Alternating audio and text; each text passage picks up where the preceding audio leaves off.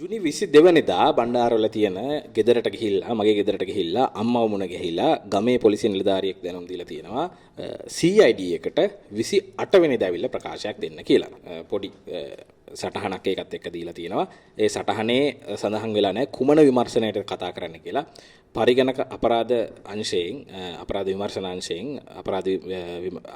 අපරාධ CID එකේ ඒ අංශයෙන් මේ ගැන විමර්ශනයක් කරනවා කියලා දැනුම් දීලා තියෙනවා. ඊට අමතරව මේ ගැන දුරකථන අංකයක් දාලා තිබුණා CID එකේ අදාළ අංශයේ නිලධාරියෙක්ගේ නමක් සහිතව ඒ අංකයට කතා කරලා බැලුවම ඒ නිලධාරියා මුලින්ම ප්‍රතික්ෂේප කරා කුමන කාරණයක් ගැනද විමර්ශනය යන්න කියලා. නමුත් ඊට පස්සේ කිව්වා මේ channel එක ගැන පොදුවේ විමර්ශනයක් කරනවා කියලා. ඉතින් මගේ ප්‍රශ්නේ වුණේ එහෙම channel එක ගැන පොදුවේ විමර්ශනයක් කරන්නේ කොහොමද? يعني channel එකක් ගැන විමර්ශන. ඒතකොට මම ඇහුවේ මේ පත්තර වලට කියනවද එහෙම? ඔයා පත්තරයක් ගහනවා එන්න අපි පත්තරයකට විමර්ශනයක් කරනවා කියලා. මොකක්ද වැරද්දක් වෙලා තියෙන්නේ බේ? එහෙම නොවි මාධ්‍යයක් කරගෙන යනවා කියලා. ජර්නලිසම් කරගෙන යනවා කියලා. මාධ්‍ය ආයතනයක් තියෙනවා කියලා ගෙනල්ලා විමර්ශනය කරන එක ඒක කරන්න බෑනේ. ඉතින් මම කිව්වා එහෙනම් මම එන්න ඕනෙත් නැහැ. මම ඉන්නේ නැහැ කියලා. ඊට පස්සේ අනික ඒ පැත්තෙන් කිව්වා නැහැ channel එකේ මේ කියන්නේ සියලු වීඩියෝ කියලා මුලින් කිව්වා. ඊට පස්සේ වීඩියෝ වල මොකද්ද ප්‍රශ්නේ? ඒතකොට ඒ නිලධාරියා කිව්වා සහ මම ඇහුවා මොකද්ද පැමිණිල්ල? කවුද පැමිණිලි කරේ? ඒතකොට ඒ දේවල් මුලින් කියන්න ප්‍රතික්ෂේප කරා. නමුත් මේ ඇමතුමේ අධිසා මම හරියට විස්තර නොකියුවොත් නොවන බව ප්‍රකාශ කරද්දී ඔහු කිව්වා මේ වීඩියෝ වල එන හෙඩින් එක සිරස්තලයේ තියෙන දේ නෙවෙයි ඇතුළට ගියාම තියෙන්නේ කියලා. ඒතර මම අහුවා ක්ලික් බේට් ගැනද මේ කතා කරන්න කියලා. ක්ලික් බේට් කියන වචනේ ඔබ දන්නවා ඇති. ක්ලික් බේට් වල තියෙන දේ ඔබ දන්නවා ඇති. ඒකෙන් වෙන්නේ මොකද්ද කියලා ඔබ දන්නවා ඇති. ක්ලික් බේට් එක වෙන්නේ මේ යුගයේ 2022 අවුරුද්දේ විතරක් නෙමෙයි මේ පහුගිය දශකයකට වැඩි කාලයක් තිස්සේ නූතන පරිශීලකයව ප්‍රවෘත්ති සහ අනෙකුත් වෙන දැන්වීමක් දාලා බඩුවක් විකුණන කෙනෙක් පවා අභියෝගයට ලක් වෙලා තියෙනවා මේ සමාජ මාධ්‍යයත් එක්ක පරිශීලකයාගේ අවධානය දිනා ගැනීමේ අභියෝගය. ඒ අභියෝගය ජය ගැනීම සඳහා හදාගත්ත සංකල්පයක් සහ භාවිතයක් තමයි ප්‍රැක්ටිස් එකක් තමයි ක්ලික් බේට් කියන්නේ. ක්ලික් බේට් කියන එකම වැරදි නැහැ. හැබැයි ක්ලික් බේට් වල තියෙන සමහර අය සම්පූර්ණයෙන්ම පොරොන්දු වෙන දෙයට වඩා සම්පූර්ණයෙන්ම වෙනස් දෙයක් අන්තර්ගතයේ තියෙන්න පුළුවන්. ඒක එතකොට කියන එක වැරදි ක්ලික් බේට්. මොකද එහෙම ක්ලික් බේට් එකක් තියෙන channel එකක් නම් වෙබ්සයිට් එකක් නම් මොකක් හරි එකක් නම් ඒකට නැවත මිනිස්සු යන්නේ නැහැ. මේගොල්ලෝ මේ උඩින් දාන එක නෙමෙයි ගිහිල්ලා බැලුවම තියෙන්නේ කියලා ඒක වෙන විශ්වාසය නැති වෙනවා. එතකොට පහුගිය අවුරුදු 3ක් තිස්සේ අපේ භාවිතාව ඇතුලේ මම හෝ රේකත් බොහෝ විට මේ වගේ සිරස්තල දාන්නේ රේකවත් කද වයිද දන්නේ නැහැ කියලා. රේක තමයි සිරස්තල දාන්නේ බොහෝ විට. ඒ වයේදී රේකා දාන බොහෝ කිසිම වෙලාවක බොරු පොරොන්දුවක් දීලා නැහැ. ඇතුළට ගියාම බොහෝ විට මේ කතා කරන මාතෘකාවට අදාළ දේ තියෙනවා. නමුත් ක්ලික් බේට් කියන්නේ සංකල්පයක්. ඒතකොට ක්ලික් බේට් වල හොඳ නරක ගැන පරිශීලකයෝ කතා කරනවා. එහෙම නැත්නම් මේ platform එක YouTube වෙන්න පුළුවන්, Facebook වෙන්න පුළුවන්, වෙනත් වෙබ් අඩවියක් වෙන්න පුළුවන්. මේ platform එක තුල ඒ ගැන කතා කරන්න පුළුවන්. පරිශීලකයෝ අතර කතා කරන්න පුළුවන්. ඒ ආයතනවල policies YouTube එකේ policy එකේදී කියන්න පුළුවන් ක්ලික් බේට් වලට අදාළවම අපි මෙහෙම policy එකක් ගේනවා කියලා. අපරාධ පරීක්ෂණ දෙපාර්තමේන්තුවට ක්ලික් බේට් ගැන එහෙම තියෙන්න පුළුවන්. ප්‍රශ්නයක් තියෙන්න පුළුවන්ද? ඒක ඇත්තටම බරපතල තත්ත්වයක්. එහෙමනම් ඒ නිලධාරියා කිව්ව විදියට. ඉතින් ඔහු කිව්වේ අන්න ඒ වගේ ඇතුලේ තියෙන එකක් එළියේ තියෙන එකක් කියලා. නමුත් පර්සනලි මම විශ්වාස කරන්නේ නැහැ. ඒ වගේ වේග උත්තරයක් දුන්නට ඊට වඩා යම් නිශ්චිත විමර්ශනයක් ඇති. ප්‍රධානම කාරණේ තමයි ඒ නිශ්චිතව මොකක්ද එන පරීක්ෂණය කියලා කියන්නේ නැතුව මාව පොඩ්ඩක් අඳුරේ තියලා තමයි මං ගැන මොකද්ද විමර්ශනය කරන්න කියලා නොකිය මං කරපු ජනමාධ්‍ය භූමිකාවට අදාළව මගේ ජර්නලිසම් ප්‍රැක්ටිස් එකට අදාළව මාව CID එකට කැඳවනවා. එතකොට ජර්නලිස්ට් කෙනෙක්ව ගේනවා ඔහුගේ කන්ටෙන්ට් වලට අදාළව කුමන කන්ටෙන්ට් එකද කියලා කියන්නේ පොදුවේ channel එක කියලා කියනවා. එතකොට ජර්නලිස්ට් කෙනෙක්ගේ එහෙම වේග උත්තරයක් දෙනවා. එතකොට මට කිසිම මම යම් කිසි අහවල් වීඩියෝ කිහිපය කියලා කිව්වනම් ඒක ඇයි මේ වීඩියෝ එකේ මොනවාද කන්ටෙන්ට් ඒවට තොරතුරු මට ලැබුණු විදිය එලි කරන්න පුළුවන්ද බැරිද මොනවාද තොරතුරු මොන කුමක් මතද මේ කාරණානේ විමර්ශනයේද ගන්න. ඔවුන්ගේ අරමුණ අවංක නම් මාව අඳුරේ තියෙන වෙනුවට මට දැනුම් දෙන්න ඕනේ අහවල් කන්ටෙන්ට් එක ගැනයි කරන්න කියලා. ඒතර ඒක නොකිය සෑහෙන පුළුල් උත්තරයක් දුන්නා. සහ ගුවන් හමුදා බුද්ධිංශ වල පැමිණිල්ලක් අනුව විමර්ශනය වෙන බවත් ඔහු කිව්වා.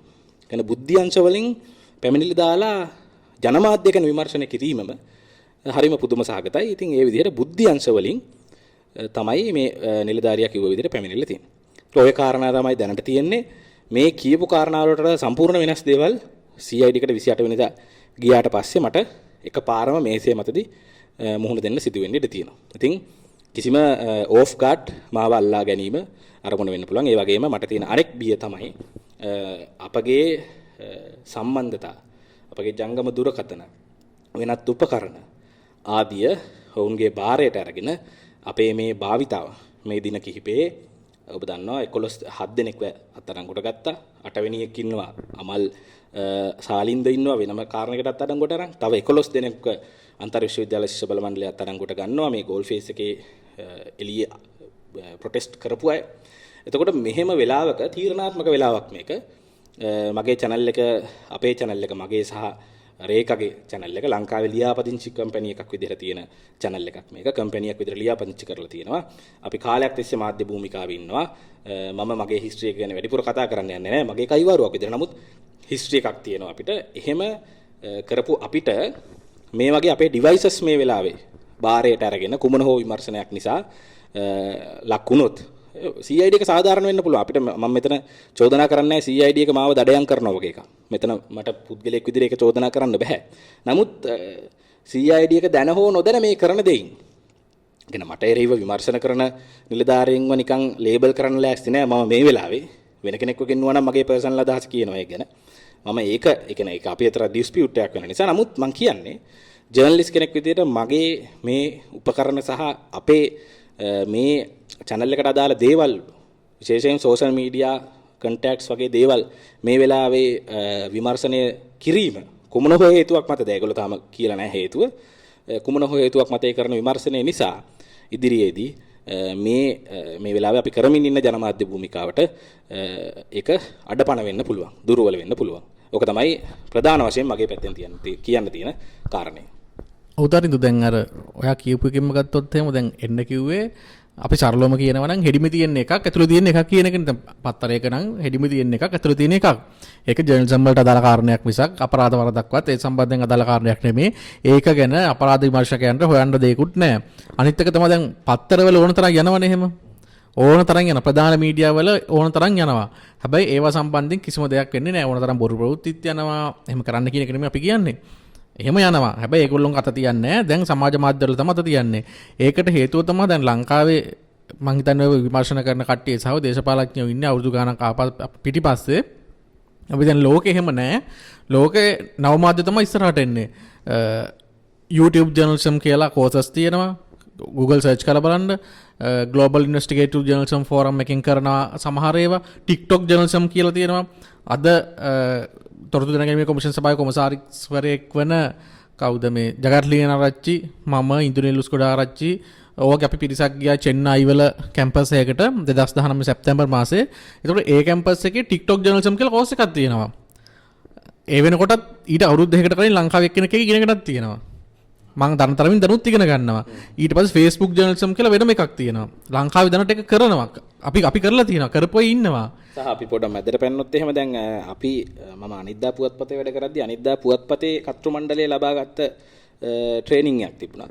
ඒ ට්‍රේනින් එකේදී පවා මේ විධිමත් ප්‍රධාන ධාරාවේ මාධ්‍ය පුවත්පත් වගේ ස්ටැබ්ලිෂ් වෙච්ච ආයතන වලට පවා මේ අලුත් ට්‍රේනින් වලදී ඒ ගෝලීය ස්ටෑන්ඩඩ් වලට කරපු ට්‍රේනින් එකක්. මේ ට්‍රේනින් එකේදී එතනත් කොහොමද අපි ක්ලික් කරවා ගැනීම ක්ලික් බේට් කියන එක එතන ප්‍රධානම මාතෘකාවක්. උදාහරණයක් විදිහට සෝෂල් මීඩියා පාවිච්චිය කියන එක එතන ප්‍රධානම මාතෘකාවක්. සෝෂල් මීඩියා පාවිච්චිය කියන එක එතන ප්‍රධානම මාතෘකාවක්. ඒතකොට කොහොමද මේවා හරහා මිනිසුන්ව ආකර්ෂණීය විදිහට ඇඳ බැඳ තබා ගන්න. මමගේ මාධ්‍ය භාවිතාව ප්‍රවේශ ගැන ඉස්සරහට අපි කතා කරමු මේකේ අන්තිම හරියේ. තරිදු කියාගෙන අපික. ඔව් අනිත් එක දැන් ඔයා ඔය කිව්ව දන්නම ගියොත් එම ජර්නලිසම් උගන්වද්දි ගොන්න අපි කොහොමද නිවුස් එකක් මිනිස්සු කියවන්නේ දැන් නිවුස් එක නම් කොහොමද මේ අර පිරමීඩ් ක්‍රමය ගැන කතා කරනවා. ඊට පස්සේ ෆීචර් එක නම් එහෙම බෑ උඩ ඉඳන් පහළට මිනිස්සු කියවගෙන යන්න ඕන කියලා අර දැන් යන්නේ අර බොක්ස් එක හැඩයට. ඉතින් ඕවා ගැන උගන්වනවා මම හිතන්නේ ඉන්වෙස්ටිගේටිව් ජර්නලිසම් ෆෝරම් වලදී එහෙම තනිකර ඕවා ගැන කතා කරනවා. ඉන්වෙස්ටිගේටිව් සමහර ඒවා ස්ටෝරිස් මිනිසුන්ට ඉන්ට්‍රස්ටිං නැති වෙන්න පුළුවන්. අපි කොහොමද ඉන්ට්‍රස්ට් විදිහට මිනිසුන්ට දෙන්නේ? ඒවා ජර්නලිසම් වල බේසික්ස් අනිවාර්යයෙන් උගන්වන දෙයක්. ඉතින් එහෙම තියෙද්දි මේ ජර්නලිසම් වලට අදාළ කාරණයක් ගැන කොහොමද අරගොල්ලෝ කතා කරන්නේ? ඊළඟ දැන් නිව් මීඩියා සම්බන්ධයෙන් දැන් නිතරම පේනවනේ සෝෂල් මීඩියාවේ මොනවද දැම්මා කියලා එක දිගින් දිගටම ගෙන්නනවා. ලෝකීය ප්‍රවණතාවය ප්‍රධාන මාධ්‍ය වල කට්ටිය එන්න සමාජ මාධ්‍ය වලට ඇදෙන එක.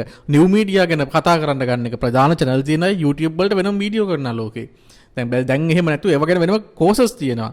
ලංකාවේ එහෙම නෑ. සෝෂල් මීඩියා වල මොනවද දැම්ම ගමන් හිතනවා මේ මඩක් හරි මොකක් හරි කියලා කිසිම හොයලා බැලිලක් නෑ ගෙන්නනවා. ඊළඟ කාරණේ තමයි මම තරිඳු ගැන පොඩ්ඩක් කියලා ඉන්නම්. ඉතිහාසයටම ගිහිල්ලා කතා කරොත් එම තරිඳු රාවය පත්තරෙන් තමයි පටන් ගන්නෙ. අනිත් එක ඔය කියන කවුද උදයගම්මන් පිළලා ඔය කියන ගොඩක් දේශපාලඥයෝ ඉගෙන ගත්ත DSN අනායක විද්‍යාලය තමයි ඉගෙන ගත්තේ. මේ නැත්නම් එකපාරට නෑ බණ්ඩාරවල ඇඩ්‍රස් එකක් දැම්ප ගමන් CID එක හිතන්න පුළුවන් නේ මූ මේ ගොඩේ එකෙක් හරි මොකක් හරි ඔහොම කියලා හිතන්න පුළුවන් නේ. තමයි ඉන්න අයට අපහාසයක් නෙවෙයි. ගණේ ඉන්න අයට අපහාසයක් නෙමෙයි. ඔය කොළඹ ඉන්න අය සමහරව හිතන්නේ එහෙම තමයි.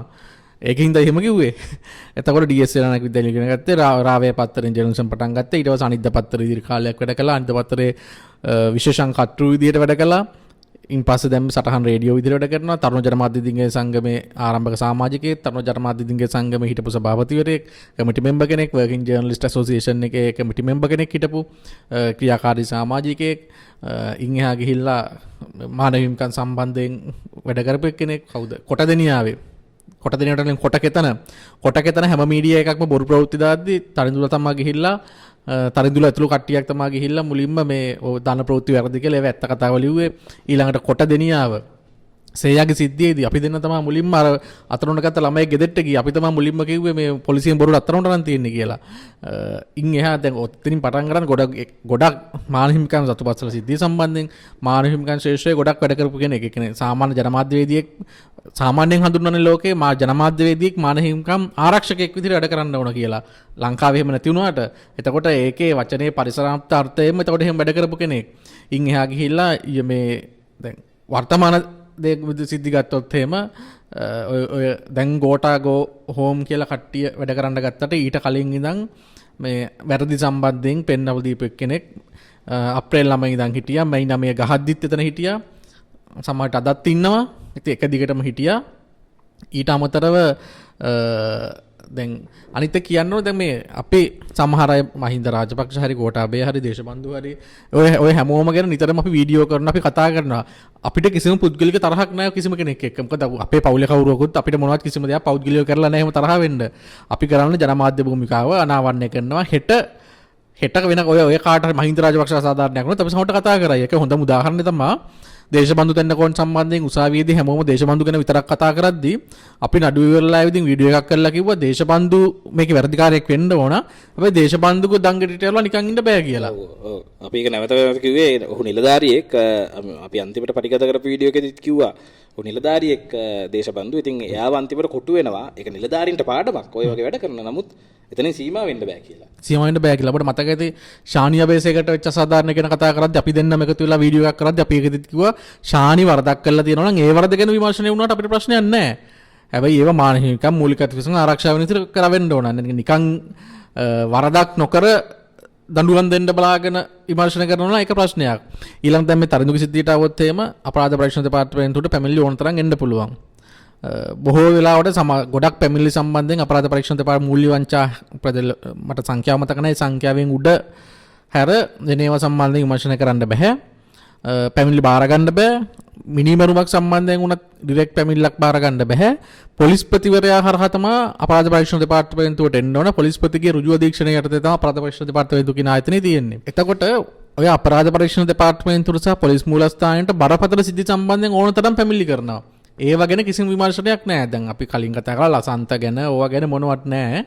කැඳවීමක් කරන්නෙත් නැහැ. හැබැයි මේ එයාෆෝස් බුද්ධ්‍යංශයෙන් කියලා එකකින් එවපු පැමිණිල්ලකට එන්න කියනවා.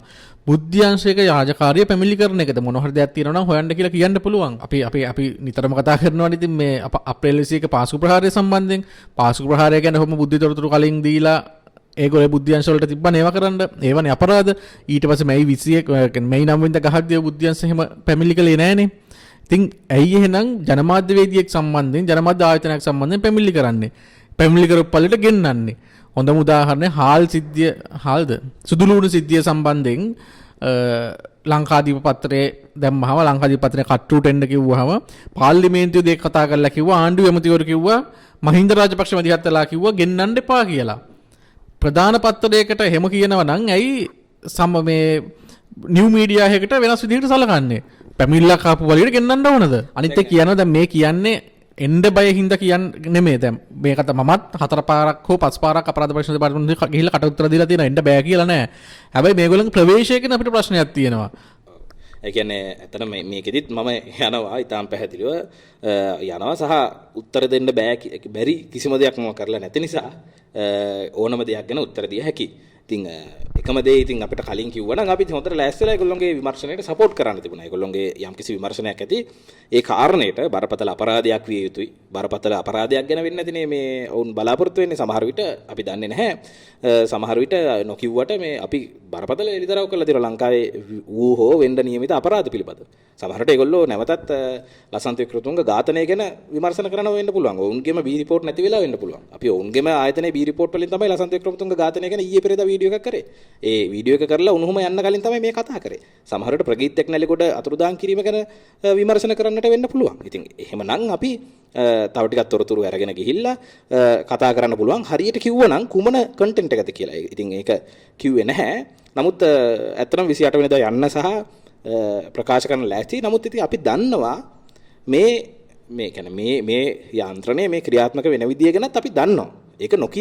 ඒක නොකිය ඉන්න අවශ්‍ය නැහැ. ඇයි මේ ආයතන ක්‍රියාත්මක වූ ආකාරය පහුගිය කාලේ මේ කාරණා දන්නවා. විශේෂයෙන්ම මේ මෑත ටයිම් පීරියඩ් එකක් ඇතුලේ තුන්වෙනි YouTube channel එක මේ ගෙන්නන. ඒ කියන්නේ මාව ගෙන්නන එක. ඊට කලින් දර්ශන හඳුන්ගොඩ ගෙන්නුවා. ඊට පස්සේ ඊට කලින් මංජුල බස්නායක කියන නිවුස් සෙන්ටර් කියන YouTube නාලිකාව ඔබ දකින්න ඇති. බොහෝ විට මාධ්‍ය සාකච්ඡාවල සහ පාර්ලිමේන්තුවේ වෙන දේවල් වල වැදගත් විශේෂයෙන් ප්‍රධාන ධාරාවේ මීඩියා නොදාන කොටස් දාන නාලිකාවක්. එතකොට මේ නාලිකාව ගෙන්නුවා. ඊටත් කලින් සුදත් තිලක්සිරි ගෙන්නුවා. සුදා ක්‍රියේෂන්. එතකොට මේ විදිහට මේ අපිව මේ ආයතන මේ මාධ්‍ය පරිදුව මීට කලින් ගෙන්නලා තියෙනවා. ඊට අමතරව මේ විශේෂයෙන් ඒගොල්ලෝ අඳුනගත්ත. දැන් අපි මේ කතා කරපුවට අමතරව සමාජ මාධ්‍ය වල ලිව්ව අයව සෝෂල් මීඩියා වල පෝස්ට් දාපු අයවත් ගෙන්නනවා. නමුත් අඩුතරමේ මම මේ කියන්නේ සෝෂල් මීඩියාවේ ගෙන්නන්න එක හොඳයි කියලා නෙමෙයි. ඒ අයව ගෙන්නන එකට විරුද්ධව අපේ මතය අපි කියලා තියෙනවා. නමුත් අඩුතරමේ යම්කිසි විධිමත් ක්‍රමවේදයක් තිබුණා නම් මේ මාධ්‍ය ආයතන ගෙන්නද්දී අඩුතරමේ.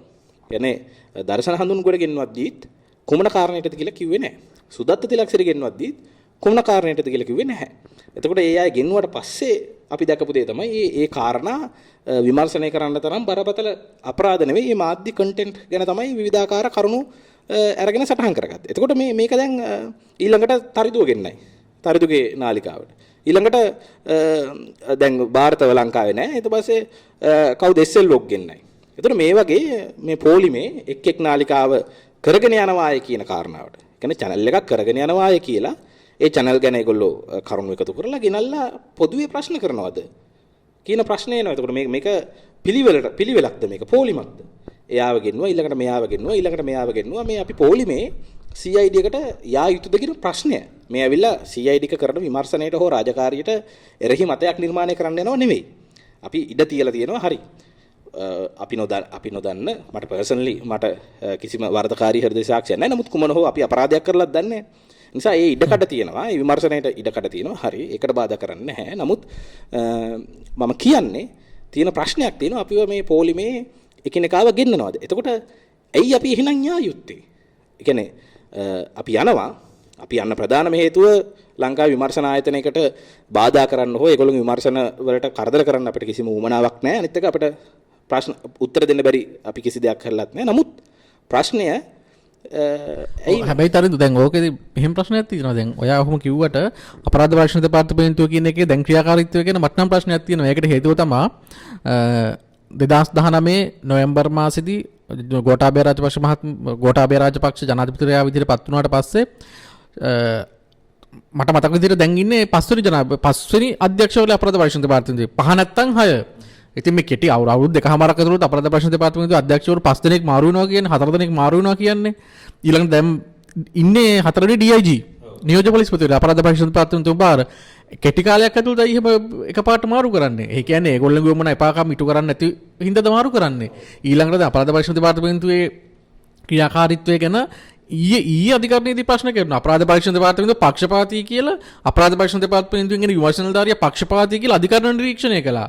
අධිකරණය පොලිස්පතිවරයාට නිර්දේශ කළ ඔහු සම්බන්ධයෙන් ක්‍රියාමාර්ගයක් ගන්න කියලා. ඉතින් එහෙම අපරාධ පරීක්ෂණ දෙපාර්තමේන්තුව ගැන අපි සැක කරන්න ඕන. ඒ කියන්නේ තනිකර දේශපාලන දඩයමක්ද කරන්න කියන එක ගැන අපිට සැකයක් තියෙනවා. සහ ඒ සැකයේ තිබුණේ පක්ෂපාතීද කියන සැකයේ තිබුණේ මමත් රේකාත් හිටපු වෙලාවේ ගෝල් ෆේස් එකට ගහද්දී ඒ ප්‍රහාරකයන්ගේ පැත්තට කතා කරනවද කියලා. අපිට ගහන්න ආපු වෙලාවේ ගහන්න ආපු අයගේ පැත්තට වැඩ කරනවද වගේ කන්නේ ඒ අයව බේරන්න කටයුතු කරනවද වගේනේ පක්ෂපාතීත්වය ගැන සැකේ ආවේ. ඔව් එයා අනිත් දැන් කලින් අනිත් ඊට පස්සේ ආපු විමර්ශන හිජාස් හිස්බුල්ලා සම්බන්ධ විමර්ශනය ඊට පස්සේ ඉන් එහා ගිහිල්ලා අහනෆ් ජසීම් අහවනෆ් නම් ගස TID එකකින් එක දිගට අපරාධ ප්‍රශ්න දෙපාර්තමේන්තුව කවුරු රිෂාඩ් බදුරුදීන් ඔය කී දෙනෙක් අත්තරවට ගත්තද ඊළඟට Facebook එකේ බොරු දානවා කියලා කී දෙනෙක් අත්තරවට ගත්තද කී දෙනෙක්ගෙන් ප්‍රකාශ ගත්තද අද වෙනකොට සමහර අයව නිදහස් කරලා තියෙනවා අද වෙනකොට සමහර අයව ඇත්ත වෙලා තියෙනවා අපරාධ පරීක්ෂණ දෙපාර්තමේන්තුවට බෑනේ ආණ්ඩුව මොනවට අපි දාන එක ලියන එකක් ඇත්තද බොරුද කියලා තීරණය කරන්න ඔව් බලයට ආපු මම කියන්නේ මේ ගෝඨාභය රාජපක්ෂ මහතා බලයට ආපු ගමම්ම මම හිතන්නේ CID එක තමයි ගානියා බැරිස්ටර්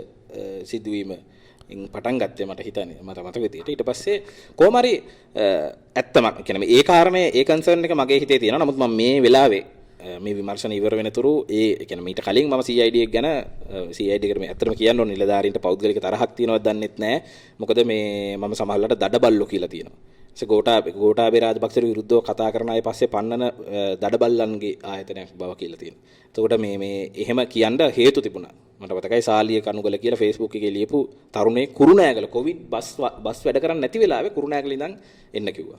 මනෝරම වීරසිංහට එන්න කිව්වා. ගණනාවක් විශාල පිරිසක් සෝෂල් මීඩියා වලදී සහ එළියේ අදහස් දැක්වූ හේතුවෙන් ගෙන්නලා තිබුණා. සමහරවිට පොඩි පෝස්ට් අර කවුද දැහැත් වට්ටියට බාබුල් තිබ්බේ වගේ මොකක් හරි දාලා සාලිය කණුගල ඒකට තමයි මේ කඳවලා තිබුණේ. ඒ සමහර කැඳවපුවා නැවත මේ කියන්නේ මේ ගැන එක්කෝ එදාට එන්න බෑ කියලා. හොය මනෝරම වීරසිංහ නම් ඇයි කැඳවුවේ කියලා ප්‍රශ්න කරලා ලිඛිත මේකක් යවුවල ඔය. ඊට පස්සේ කැඳවුවේ නැහැ. ඊට පස්සේ ඒකට වෙච්ච දෙයක් නෑ. එතකොට සමහර ඒවා ඇයි කැඳවුවේ කියන ප්‍රශ්නයක් ආවා. ඉතින් ඒ අවස්ථාවවලදී ටිකක් දරුණු විදිහට CID එක ගැන පර්සනලි කතා කරලා තියෙනවා. ඉතින් ඒ නිලධාරීන්ට ප්‍රධානීන්ට පෞද්ගලිකව මාත් එක්ක තරහක් තියෙනවා. මම කියනවා මට පෞද්ගලික තරහකට නෙමෙයි ඒ දේවල් කිව්වේ කියලා. ඒ වගේම මේ බයට නෙමෙයි කියන්නේ මිත්‍රශීලීත්වය නිසා කියන්නේ පෞද්ගලික තරහකට නෙමෙයි ඒව කතා කරේ. ඒ වගේම අපරාධ පරීක්ෂණ දෙපාර්තමේන්තුව වගේ ආයතනයකින් අපි මෑත ඉතිහාසයේ වුණාද බරපතල අපරාධයක් වෙලා. ඒ ගැන අපිටත් සමහරට පත්තර වලින් කට ඇරගෙන කියවන්න පුළුවන් විදිහේ විමර්ශනයක්. එහෙම විමර්ශනයක ප්‍රතිඵලයක් මෑත කාලේ තියෙනවද? ලංකාවේ බරපතල ඝාතන අපරාධ ගණනාවක් සිද්ධ වුණා. මේ වගේ තාම පෙන්ඩිං තියෙනවා. පොද්දල ජයන්තගේ පහර දීමේ සිදුවීම CID එකට කම්ප්ලේන්ට් එකක් දාලා තියෙනවා පොද්දල ජයන්ත මෑත ඉතිහාසයේ ලංකාවට ආපු වෙලාවක. ඒවා තාම විමර්ශන ඒ සම්බන්ධ විමර්ශන ගිහිල්ලා දේශපාලන දෙන්න කෝටියෙන් කට උත්තරයක් ගත්ත අපරාධ ප්‍රශ්න දෙපාර්තමේන්තුව භාගයට කට උත්තරේ දීලා ගියා අද වෙනකන් නැහැ. එහෙම මේ ආයතන ඒ කියන්නේ පුරවැසියෝ විදිහට මාධ්‍යවේදීන් විදිහට මේ ආයතනයේ ප්‍රගතිය ගැන අපිට ප්‍රශ්න තියෙනවා. නමුත් මේ වෙලාවේ අනිත් අපිට එහෙම ප්‍රශ්න කරන්න අයිතියක් තියෙනවා. මොකද ඔය මිනිහ කියන්නේ ආයතන නඩත්තු කරන්න කෝටි ගාණක් වියදම් කරනවා අවුරුද්දකට. ඔය කෝටි ගාණ පඩි ගෙවන්න කෝටි ගාණක් වියදම් කරනවා. ඒවා මේ වහින්ද රාජපක්ෂත් ගෝඨාභය රාජපක්ෂත් රනිල් වික්‍රමසිංහවත් සජිත් ප්‍රේමදාසවත් අතින් දුන්න සල්ලි නෙමෙයිනේ. මිනිස්සුන්ගේ බදු මුදලින් ලැබෙන ආදායමෙන් තමයි අය මිනිස්සුන්ට පඩි ගෙවන්නේ. ඔය ආයතන නඩත්තු කරන්නේ කෝටි ගාණක්. ඉතින් අපිට ප්‍රශ්න කරන්න අයිතියක් නැත්නම් කාටද අයිතිය තියෙන්නේ ප්‍රශ්න කරන්න? ඔව්.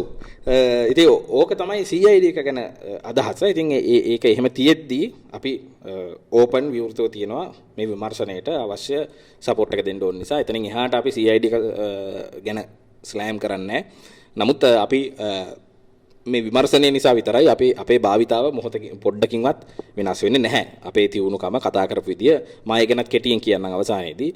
මගේ ජනමාධ්‍ය ආකෘතිය. ඒ කියන්නේ සටහන් රේඩියෝ කරද්දී මමත් රේඛාත් නිර්මාණය කරගත්ත ප්‍රසන්ටිං ආකෘතිය. අපි thumbnail ෆොටෝ එකක් දාලා මේක වීඩියෝ ටයිටල් දාන විදිය, ක්ලික් කරාට පස්සේ ඇතුලේ කන්ටෙන්ට් එක කතා කරන විදිය, භාෂාව මේ දේවල් නිර්මාණය වෙලා තියෙන්නේ හුදෙක් පහදඩකමටවත් නැත්නම් පෞද්ගලික වෛරයටවත් එහෙම හේතු මත නෙමෙයි. ඒක ලෝකයේ පිළිගත් ලෝකයේ භාවිත වෙන ආකෘති ගණනාවකින් ආభాෂය ලැබලා එකක් ඇවිල්ලා සම්භාව්‍ය ජනමාධ්‍ය කියන ගවේෂණාත්මක ජනමාධ්‍ය සම්ප්‍රදාය. ඒතර සම්භාව්‍ය සම්ප්‍රදාය හැටියට ගවේෂණාත්මක ජනමාධ්‍යවේදියෙක් කළ යුතු පිළිපැදිය යුතු දේවල් තියෙනවා. කරුණු තහවුරු කරගද්දී මූලාශ්‍ර දෙකකින් තහවුරු කරගන්න.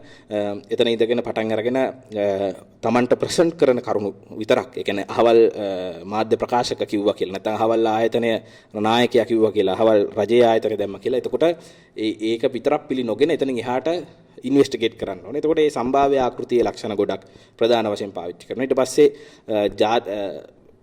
ලෝකයේ පිළිගත්ත ජනමාධ්‍ය ආචාර ධර්ම පද්ධතිය. එතකොට ලංකාවේ තියෙන කට්ටු සංසද ආචාර ධර්ම පද්ධතිය සහ දැනට ඩිජිටල් මීඩියා වලට ආචාර ධර්ම පද්ධතිය. එතන මේ වගේ බේසික් දේවල් තියෙනවා. අපේ සටහන් බ්ලොග් එකට ගියොත් ඔබට කියවන්න පුළුවන් අපේ ආචාර ධර්ම අපි ඊටාම පැහැදිලිව පෙළ ගස්වලා තියෙනවා. එතකොට මේ ආචාර ධර්ම වලට අමතරව බ්ලොග් එකේ අපි එක පිටුවක විශාල වශයෙන් විස්තර කරලා තියෙනවා අපි මොඩිෆයි කරපු ආචාර ධර්ම. ඒ කියන්නේ සම්භාව්‍ය ජනමාධ්‍ය ආචාර ධර්ම පද්ධතිය තුල මේ නූතන මේකේ වැඩ කරන්න අමාරුයි. ඒ කියන්නේ නූතන මේ ලංකාවේ මෑත ඉතිහාසයේ වෙබ් කියවන අය, බ්ලොග් කියවන අය, YouTube බලන අය බලාපොරොත්තු වෙන දේවල් ටිකක් තියෙනවා. ඒ කියන්නේ හුදෙක් කරුණු ටික විතරක් ඔබ ඉස්සරහ තියලා ඒ කරුණු ටික විතරක් ඔබට කියවන්න දීලා ඉඳලා ප්‍රමාණවත් නැහැ. එතකොට මම අපේ සාමාන්‍ය අපි මේක ආభాෂය ගත්ත ජෝන් ස්ටුවර්ට් වැනි අයගෙන් ඊට පස්සේ ජෝන් ඔලිවර් වගේ අයගෙන් අපි මේ කතා කරන ඇමරිකාවේ ඉන්න ලේට් නයිට් හෝස්ට්ලා පොලිටිකල් සැටරිස්ට්ලා එතකොට ඒගොල්ලෝ දේශපාලනික සිදුවීම් පෙළගස්වද්දී ඒගොල්ලෝ හාස්‍ය යොදා ගන්නවා සමහරවිට නාට්‍ය රූපී විදිහට දේශපාලනඥයන් ගැන සමහර වෙලාවට කියනවා ගෝඨාභය මෙහෙම කිව්වා කියන්න ඇති එයාට මෙහෙම කියන්න ඇති එයා සමහර විට බය වෙන්න ඇති මේ ඒ වගේ පොඩි නාට්‍ය රූපී ආකාරයට පොඩි ඩ්‍රාමා එකක් නිර්මාණය කරනවා සමහර කතන්දර කියද්දි සමහර සිදුවීම් කියද්දි එතකොට සමහර ඒවා අපි වෙන භාෂාවේ සමහර වචන දානවා. ඒතර මේ සියල්ල අපි කිව්ව ට්‍රෙවර් නෝවා ඊට පස්සේ අපි කිව්ව මේ ඇමරිකාවේ පොලිටිකල් සැටරිස්ට්ලාගේ ආభాෂයක් ලැබලා තියෙනවා සමහර දේවල්. ඒ කියන්නේ සම්භාව්‍ය මේකට අමතරව අරක ලැබලා තියෙනවා. ඊට පස්සේ ඊට අමතරව දේශපාලන විග්‍රහ කිරීම. විග්‍රහ කිරීමයි ප්‍රවෘත්ති කීමයි දෙකක්. ප්‍රවෘත්ති කීමේදී අපි වෙච්ච දේ කියනවා. විග්‍රහ කිරීමේදී අපි එතනින් එහාට ගිහිල්ලා කියනවා මෙන්න මෙහෙමත් වෙන්න පුළුවන්. අපි අන්තිමට කරපු වීඩියෝ එකකදී කිව්වා උතුරේ වෙච්ච විශ්ව මඩුවල හමුදාව අහසට වෙඩි තිබ්බ සිද්ධියක් වුණා. අපි කිව්වා මේක ඉවරලා දෙමළ මිනිසුන්ට වෙඩි තිබ්බොත් එහෙම. දෙමළ මිනිසුන්ට වෙඩි තියලා ජාතිවාදයක් අවුස්සලා මේ වෙලාවේ මේ ආණ්ඩුවට විරුද්ධව කතා කරන අයව නැවත ජාතිවාදය තුලින් ගෝඨාභය පස්සෙම ආයේ පෙළගස්සන්න පුළුවන් කියන ඒ විග්‍රහය ඒකත් කිව්වා. ඔව් දැන් ඔබට ඕනනම් බලන්න පුළුවන් මේ අපි ඔයිට කලින් කියන්නේ ගෝඨගෝගම පටන් ගත්ත දකින්න කලින් ඉඳන් ජනවාරි පළකින් අපේ පළඳන් කරපු සමහර වීඩියෝ සහ මානවික අංගෝෂවල කරපු පැමිණිලි අපි ඒවැය කියලා තියෙනවා ආණ්ඩුව Tamanට හිතවත් මැරුව ටිකක් ගෙනල්ලා ගෝල් ෆේස් එකට ගහයි කියලා අපි කියලා තියෙනවා පැමිණිලි කරලා තියෙනවා අන්නේ පොසිබිලිටිස් අපි කියලා තියෙනවා ඒ දේවල් වෙලා තියෙනවා අපි ප්‍රෙඩික්ට් කරපු බොහෝ දේවල් වෙලා තියෙනවා අපි මේ ආර්ථික අර්බුදය අපි මට මතකයි මම වීඩියෝ එකක් කරා ඩොලර් අර්බුදය ගැන මාස 3කට විතරයි ඩොලර් තියෙන්නේ බරපතල අර්බුදයකට යනවා රට හිර වෙනවා කියලා. ඒතර ඒක කලේ විද්වතුන්ගේ කරුණු මත. ඒතර විද්වතුන් දැනට තියෙන කරුණු සලකා බලලා මේ වගේ අනාගත ප්‍රවණතා සහ ඒගොල්ලෝගේ දැනුම පාවිච්චි කරලා ඒගොල්ලෝ කියනවා මෙතනට මේක යන්න පුළුවන් කියලා. ඒතර අපි ජාතිවාදය ගැන කතා කරන්නේ ගෝඨාභය රාජපක්ෂලාගේ ඉතිහාසය බලන. මේ දේශපාලන නායකයන්ගේ ඉතිහාසය. ඒතර දේශපාලන විග්‍රහ ලෝක ඉතිහාසය. මේ යම්කිසි දැනුම් පද්ධතිය මත පදනම් වෙලා අපි ප්‍රෙඩික්ට් කරනවා මෙන්න මෙහෙම වෙන්න පුළුවන් කියලා. ඒතර මට හොඳට මතකයි ගෝඨාභය රාජපක්ෂ ආණ්ඩුව කොවිඩ් නීති යොදාගෙන ජෝසප් ස්ටාලින් ඇතුළු පිරිස ඇදගෙන ගියා. ඒ වෙලාවේ මං කිව්වා මේ ගෝඨාභය රාජපක්ෂට එරෙහි අන්තිම සටන මේ පටන් ගත්තේ. මෙතනදී අපි දින්නා කියලා. මොකද මහජනතාවගේ ලොකු විරෝධයක් හැදුණා මේ ජෝසප් ස්ටාලින් ලව පැහැරගෙන යාම තුල. මේක වර්ධනය වෙලා මේ විරෝධතාව මෙයා යන තැනට දක්වා වර්ධනය විය හැකි වර්ධනය වෙන්න පුළුවන් කියලා. ඒතර අද මේ වෙලා තියෙන්නේ ඒක. ඒතර අපි නැවත ඕන්නම් ලබන මාසයේ එහෙම අපි අත්අඩංගුවට ගත්තොත් එහෙම දාන්න දෙයක්වත් නැහනේ. සමහර විට පොඩ්ඩක් කියන්න බෑනේ මොනාවේද කියලා. එහෙම වුණොත් එහෙම මේ channel එකේ පොඩ්ඩක් පරණ වීඩියෝ ටිකක් වගේ දාගන්න පුළුවන් වෙයි. ඒකට බලන්න පුළුවන් අපි සමහර දේවල් ගැන ප්‍රෙඩික්ට් කරපු හැටි අනාවේකී කිව් හැටි කියන්නේ දැනුම මත පදනම් වෙලා කරුණු නිරීක්ෂණය කරලා කියන්නේ. ඒතර තරිදු මතක් කරපු ගොඩක් දේවල් මේ අපි දෙන්න එකට කරපු වීඩියෝ වලදී අපි බොහෝ විට ගෝල් ෆේස් එකේ මර්ධනය කර හැකි දේවල් අපි ප්‍රෙඩික්ට් කරා. මෙසේ විය හැකි මෙසේ වෙන්න ඉඩ තියෙනවා මේ දේවල් අපි හුදෙක් මේක ඇතුලේ කියලා හිටියේ නෑ අපි හදිසි නීතිය දාන්න දවසකට කලින් අපි කිව්වා අනිවාර්යයෙන්ම කොට ඊළඟට හදිසි නීතිය දානවා කියලා එතකොට මේගොල්ලෝ නටන හැරෙන්න යන පැත්ත අපි දැනන් හිටියා එතකොට ඒ දේවල් ගැන අපි ප්‍රෙඩික්ට් කරලා තියෙනවා ඒව විතරයි ඒව ඕනනම් මේගොල්ලෝ අර්ථකථනය කරන්නට තියෙනවා මහජන කැළඹීමක් ඇති විය හැකි දේවල් කියලා එහෙම වුණත් අපි පෙන්වන්නම් අපි මේ කියපු දේවල් ප්‍රෙඩික්ට් කරපු වගේ අනිත් එක තමයි දැන් මේ ලොගොල්ලෝ මේ ප්‍රධානම දේ මේගොල්ලෝ මේ හිතන්නේ සමහරු වගේ එකපාරටත් මේ හිතට එන දේවල් කියනවා ගොන්නු වගේ වැඩ කරනවා කියලා. එහෙම නෙමෙයි අපි ගොන්නු වගේ වැඩ කරන්නේ අපිටත් කීමක් තියෙන අපි හොයලා බලනවා හැම දෙයක් ගැනම තහවුරු කරගන්නවා ගොඩක් දේවල් කරනවා ඊළඟට අපිටත් අන කියන්නේ කේන්ද්‍රකාරයන් විතර නෙමෙයි දේශපාලනවෙක් කියන්න පුළුවන් අනිත් විසුන්ට දේශපාලනවෙක් කියන්න පුළුවන් නේ ඒව ගැන කියනවා ඊළඟට දැන් ওই මූලාශ්‍ර ගැන දැන් අනිවාර්යෙන් ගෙනලා ඊට පස්සේ අහන්නේ මූලාශ්‍ර මගේ නුත් එක මූලාශ්‍ර මොනවද කියලා මම නම් කිව්වේ නෑ අර එක පත්තරක එක්කෙනෙක් නම් ගිහලා මූලාශ්‍ර පාවලා දීලා තිබ්බා වෝටර්ගේට් සිද්ධියේ ඉඳන්ම ඕන තරම් තියෙනවා ජනමාධ්‍ය විදිහට ජොබ් එක කරගන්න බෑ මූලාශ්‍ර පාවලා දුන්නොත් එහෙම මූලාශ්‍රය කියන්නේ අපිට තොරතුරු කියන අය මම මීට කලින් විතර නෙමෙයි අපේ බ්ලොග් එකේ තියෙන පොරොන්දුව කියන කොටසේ ඊටාම් පැහැදිලිව දෙනවා අපේ දිවි හිමියෙන් අපිට හිරගත වෙන්න සිද්ධ වුණත් කුමන දේ කරනොත් අපි මූලාශ්‍ර පාවා දෙන්නේ නැහැ මූලාශ්‍ර පාවා දෙන්නට ඉඩ තියන්නේ නැහැ අපිට කවුද තොරතුරු දුන්නේ මොනවාද ඒවා අපි දිවි හිමියෙන් රැක ගන්නවා එතකොට අපි අපේ භාවිතාව මම කිව්වා ලෝකයේ ආభాසය අරගෙන හදාගත්ත ඒ භාවිතාව ඇතුලේ බොහෝ විට අපි ප්‍රධාන වශයෙන් පොරොන්දු වුණ දේවල් තමයි පඬිත භාෂාවක් වෙනුවට සරල භාෂාව යොදාගන්න. එතකොට සමහර වෙලාවට ඉංග්‍රීසි භාෂාවෙන් බර වචන වලින් තියෙන වාර්තාවල කරුණු අපි සිම්පල් භාෂාවට දානවා. නැවත අපි වෙන උපහරණයක් ගෙනල්ලා මෙහෙම කරලා අපි මේක සිම්පල් භාෂාවකින් කියනවා මෙන්න මෙහෙමයි මේක උනේ කියලා. මේක කියන්නේ අපේ නොදැනුවත්කමවත් අපේ නොතේරුම්කමවත් නිසා නෙමෙයි. මේක සරල භාෂාවෙන් ඔබට කියන්න ඕන නිසා. සරල භාෂාවෙන් කරුණු කියනවා. ඒතකොට හුදෙක් ප්‍රවෘත්තිය කීමෙන් එහාට ගිහිල්ලා පසුබිම සහ අපේ මතය කියනවා. මේක අපේ එක ප්‍රධාන එකක්. එතකොට අපි ඒ වගේම හැම පැත්තටම සාධාරණීය වෙනවා මේ වගේ. නමුත් අපි කිසිම වෙලාවක අපි කියන කතාවේ සම්පූර්ණ හරය විකෘති කරලා නැහැ. ඒ කියන්නේ ගෝඨාභය රාජපක්ෂ ගැන යම් කතාවක් තියෙනවා නම් ඒක ගෝඨාභය රාජපක්ෂට අවාසි වෙන විදිහට හිතාමතා විකෘති කරලා නැහැ. ඒකේ සමහර කරුණු අරගෙන ඒක නැවත අපි රීක්‍රියේට් කරනවා සාමාන්‍ය කෙනෙක්ට තේරෙන විදිහට. ඒක කිරීමේ සම්පූර්ණ නිදහස මම කලින් කිව්ව ලෝකයේ සම්ප්‍රදාය තුළ තියෙන දෙයක්. ඒක අපිත් කරලා තියෙනවා. ඒතකොට ඒක තමයි සාමාන්‍ය භාවිතය අපි පොරොන්දු වෙනවා කිසිසේත්ම මේ විමර්ශන හෝ කැඳවීම තුලින් අපේ භාවිතාව තුළ තියෙන අපේ කලින් තිබුණු අපේ භාවිතාව අපි කිසිසේත්ම වෙනස් කරන්නේ නැහැ. අපි හැම වෙලාවෙම මෑත ඉතිහාසයේ මානව හිමිකම් වෙනුවෙන් කතා කරා. මම මේක කියන්නේ අපි දෙන්න රේඛා සහ අපි කණ්ඩායමක් විදිහට මේක කියන්නේ. අපි දිගටම මානව හිමිකම් වෙනුවෙන් කතා කරා. අපි ගවේෂණාත්මක මාධ්‍යවේදී මූලික සංකල්ප මත පදනම් වෙලා වැඩ කරා කරුණු හොයාගෙන වාර්තා කරා අපි සාධාරණ වුණා පිළිතුරු දීමට ඉඩ දුන්නා අපිට විරුද්ධව මොන හරි පිළිතුරක් තියෙනවා නම් ඒකට ඉඩ දීලා තියෙනවා අවිද්‍යාව පැතිරුවේ නැහැ මිත්‍යාව වෙනුවෙන් කතා කරේ නැහැ සහ එවැනි මිත්‍යාව සහ විද්‍යාවට එරෙහිව කතා කරනවා අපි කුමන්ත්‍රණ න්‍යායන් එලි දක්වන්නේ නැහැ කුමන්ත්‍රණ න්‍යායන් කියන්නේ මෙහෙම අතින් දාලා මෙන්න මෙහෙම වෙන වගේ කතා කියන්නේ අවශ්‍ය ඒ ගැන එහෙම කියන්න තරම් හේතු තියෙනවා නම් විතරයි ඒව කියන්නේ අපි එතනින් එහාට ගිහිල්ලා දේශගුණ අර්බුදය පරිසරය සහ මේවා ගැන අපි සංවේදීව වාර්තා කරනවා ළමයින් සහ කාන්තාවන් ගැන වාර්තා කරද්දී ඒගොල්ලන්ගේ ඡායාරූප පෞද්ගලික තොරතුරු දානකොට පරිස්සම් වෙනවා ලිංගික ශ්‍රමිකයෝ හිරකරුවෝ ලිංගික සුළුතර LGBTQ ප්‍රජාව ආදී සමාජයේ හඬක් නැති අයගේ හඬට ඉඩ දෙනවා ආබාධ සහිත පුද්ගලයෝ සුළුතර ආදී කණ්ඩායම් වලට සහ මහජනතාව වෙනුවෙන් ඉදිරියේදීත් අපේ භාවිතාවේ නියැලෙනවා කියන එක මම කියනවා මේ සහ ඒකෙදි ප්‍රශ්න කළ යුතු ඕනම කෙනෙක්ව තියුණු විදිහට නිර්භයව ප්‍රශ්න කරනවා කියන එක කියනවා මේ විමර්ශනය කුමක් සිදු වුණත් මේ විමර්ශනයේට මුහුණ දෙනවා සහ ඉන්පස්සේ අපේ භාවිතාව එලෙසම පවත්වාගෙන යනවා ඒ වගේම මේ අපේ ස්ටයිල් එක මේ මාධ්‍ය කර්මාන්තේ අලුතෙන් එන මේ සමාජ මාධ්‍ය සහ YouTube වෙබ්සයිට් වල තියෙන මේ මාධ්‍ය කර්මාන්තය හැල්ලුවට ලක් කරමින් ඒ අයව වරින් වර ගෙන්නලා ප්‍රශ්න කිරීම ඒ අයව පීඩාවටපත් කිරීම ට්‍රෙන්ඩ් එකක් විදිහට අපි දකිනවා මෑත ඉතිහාසයෙන් වෙලා තියෙනවා මෙන්න මේ ට්‍රෙන්ඩ් එකට එරෙහිවත් අපි ඉදිරියේදීත් කතා කරනවා කියන එක ඊටාම පැහැදිලිව මේ වෙලාවේ කියා සිටිනවා